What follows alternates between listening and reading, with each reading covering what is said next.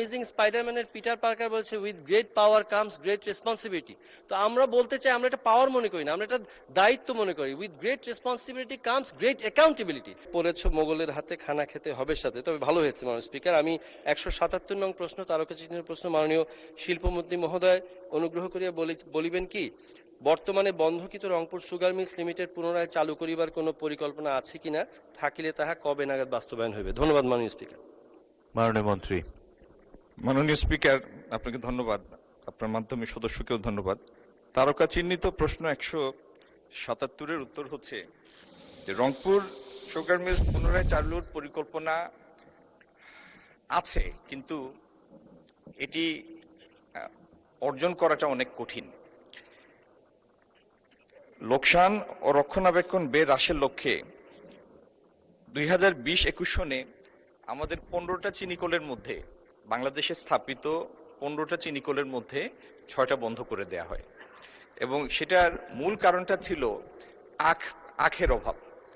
তো আখের অভাবের কারণে এখানে উৎপাদন ব্যয় অগ্রহণযোগ্য মাত্রায় বেড়ে গিয়েছে। আমাদের যে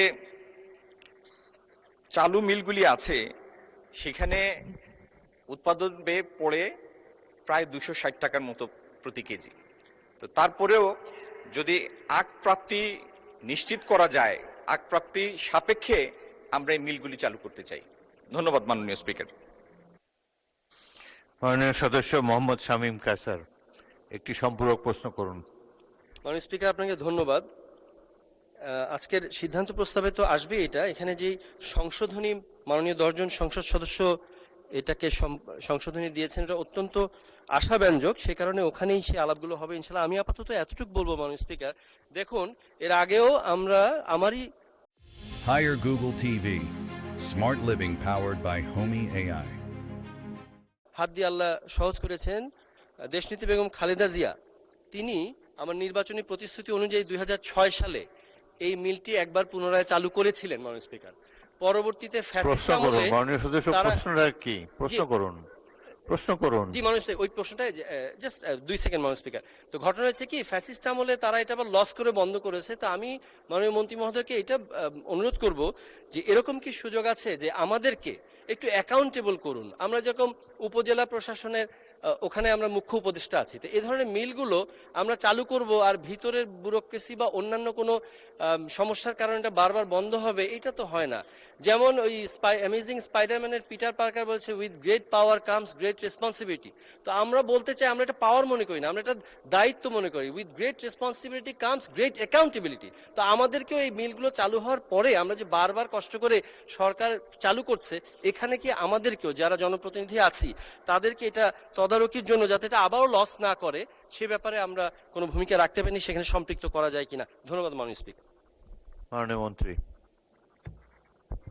মাননীয় স্পিকার, আপনার মাধ্যমে প্রশ্নকর্তা সদস্যকে ধন্যবাদ।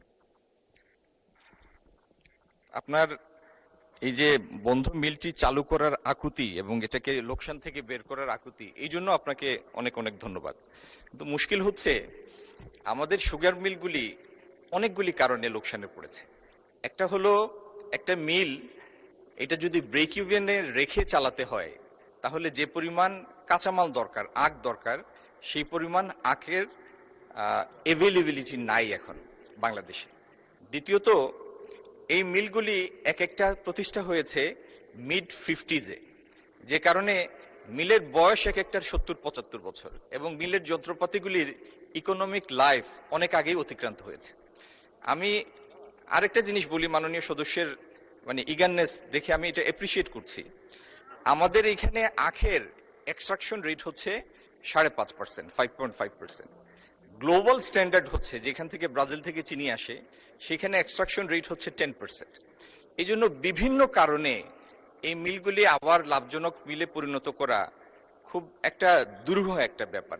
এগুলি নিয়ে আমরা কাজ করছি এবং আপনার কনসার্নের জন্য অসংখ্য ধন্যবাদ। ধন্যবাদ মাননীয় স্পিকার।